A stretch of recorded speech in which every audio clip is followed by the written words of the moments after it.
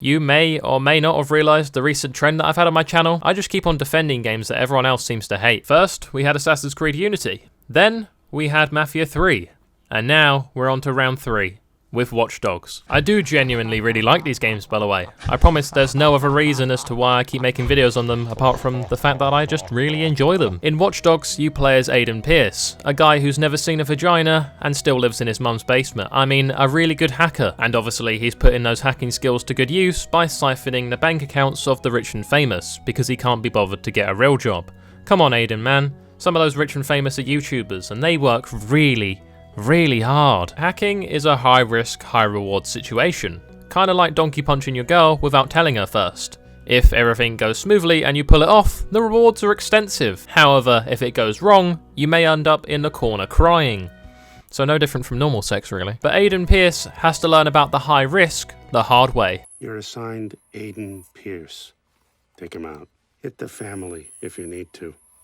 This guy's hacking days are done. Hit the family? Got a problem? Nope. I'm good. The hit was put out. They made Aiden crash his car, which he actually survived, but unfortunately his niece, who was in the back seat, ended up passing away. So now Aiden's mission was clear. Find whoever put out the hit, make them watch Morg's content on repeat until they decide enough is enough, and they take a whole box of ibuprofen. One of the major issues that people had with this game was that people said Aiden was a bland and unrelatable character. But clearly you guys are forgetting a niche which this game must have sold very well in.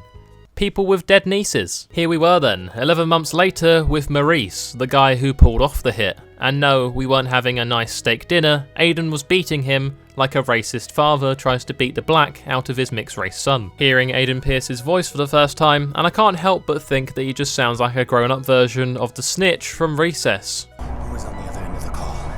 Give me a name. We ended up just knocking out Maurice because he remained tight-lipped and didn't tell us any names, which is the polar opposite to my girlfriend, who randomly screams other men's names when we engage in sexual intercourse. At first I was suspicious, but then she told me that she actually has a very unique condition which only applies to her and none of the other 7 billion humans on the planet, called sex Tourette's. Ah, my poor girl. She's so brave. Before we leave the locker room, we make sure to grab an energy drink, because when you're a hacker, it's mandatory that you only drink sugary, caffeinated drinks from cans. When we step foot outside of the locker room, we then bump into Geordie, who's basically just a B-Tech Agent 47 that helps out Aiden with finding his niece's killer. Geordie takes Maurice with him, as we've got to escape this baseball stadium due to incoming police. One of my favourite features in this game is that you can bring out your phone and see a little bit of detail about everyone in the world. Mr. Bob Schneider, a police sergeant, marches in the annual police parade, so you know he definitely says things like "White Lives Matter" and "If you take away our guns, you take away our freedom." But Mr. Bob Schneider, I managed to lay you out and I didn't even need your Second Amendment to do so. Earlier on, I insulted Aiden for not going near a real life vagina before, but to be honest, if I could hack security cameras as well, I don't think I would either. Really, all you'd need to do would be to hack any webcam that Jeffrey Epstein had on his private jet, and you'd be set. I kind of feel sorry for this Corey fella here, because how boring must your life be when the most interesting thing about you is the fact that you're going to Japan for a holiday? His personality must be as bland as those people who think that taking a gap year is a personality trait.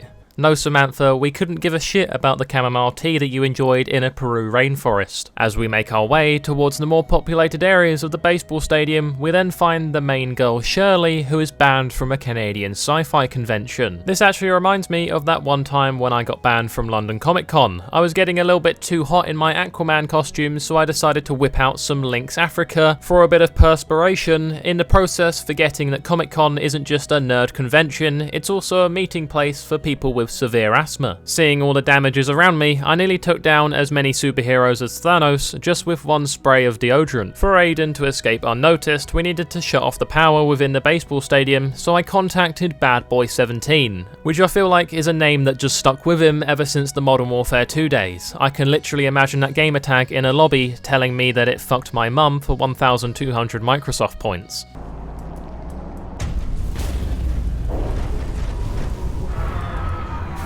The lights were out, and now was an opportune time to break the record for the largest scale game of Murder in the Dark ever played. Unfortunately though, Aiden doesn't have time for this, being a bit preoccupied with the whole dead niece thing. Casually on my way out of the baseball stadium, I notice a missing persons poster. Now this won't make any sense right now, but it will come into play a little bit later in the video. Now this game did receive a massive graphical downgrade compared to what Ubisoft were showing off at E3. And I'm not going to argue that point at all, but I am going to argue the point of some people who say that this game looks ugly.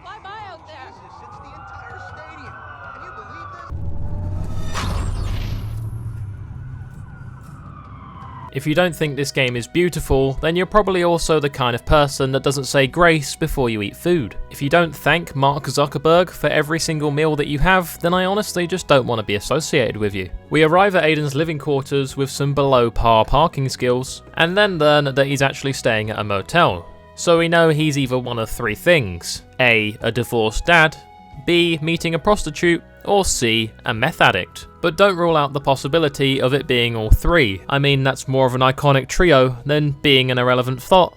Streaming on twitch.tv and begging for subscribers. What hacker man business does Aiden get up to in his motel room, you ask? He just sort of spies on his sister and his nephew through a hidden webcam. I get that he must have a lot of paranoia about these hitmen going after his sister and nephew after they already took out his niece, but in a situation where it's not porn, somebody spying on their sister is just a bit weird. I venture into the bathroom of the motel and find a load of cleaning and chemical products, but this really doesn't make sense to me. As far as I'm aware, Aiden has no trace of Hispanic in him, so why would he be this passionate about cleaning his bathroom? Anyway, it's been a stressful day, so it was time to get a good night's kip.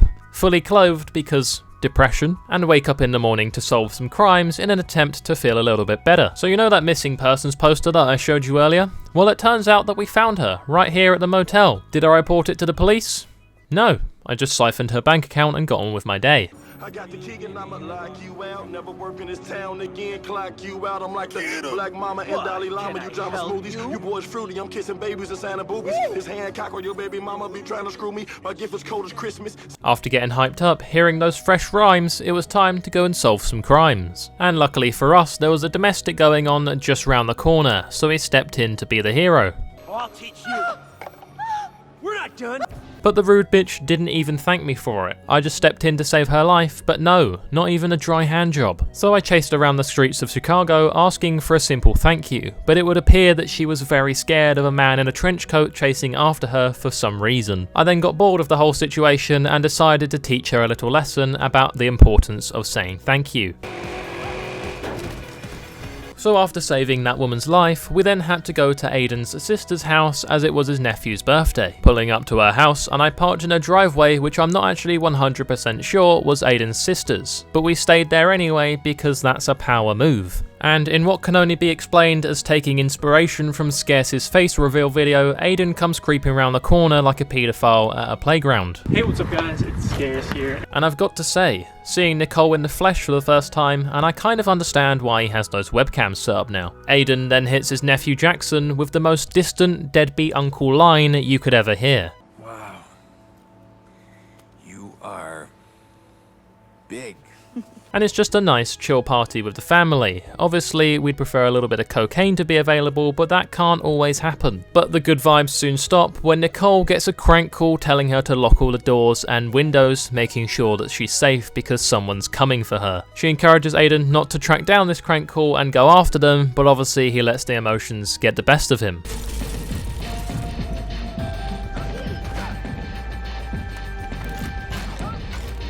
I haven't seen a diving tackle that impressive since I accidentally stole a baby from the supermarket. Somebody had just left it there in a pram next to the free sample section, and I thought, yeah, go on then, we'll give parenting a go for a week. Mistakenly thinking that Sainsbury's were just treading some new waters, giving out free samples of babies for a week so you could test it and see if you wanted one. I walked out to give the news to my girlfriend to then only be rugby tackled by the security guard and banned from every Sainsbury's store in the country. I mean, they could have made it a bit more clear, but hey, simple misunderstanding, I guess. Aiden then decided that it was time for him to get a bit more control over the city. To do so, he needed to hack into a CTOS main tower located in downtown Chicago. So did he sneak into this tower, being stealthy, using his hacking wisely, and avoiding any kind of contact with the security guards? No.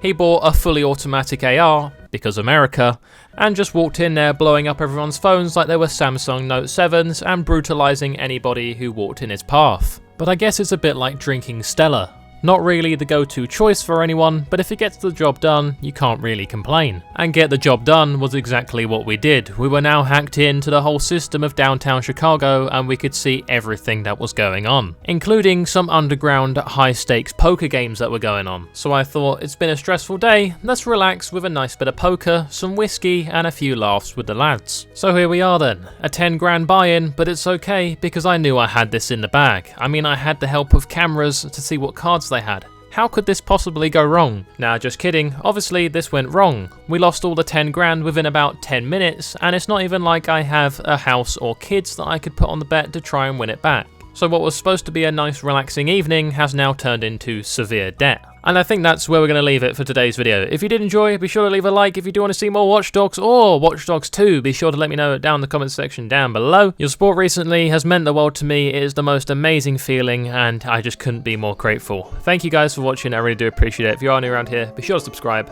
and I'll see you all in the next one. Bye-bye.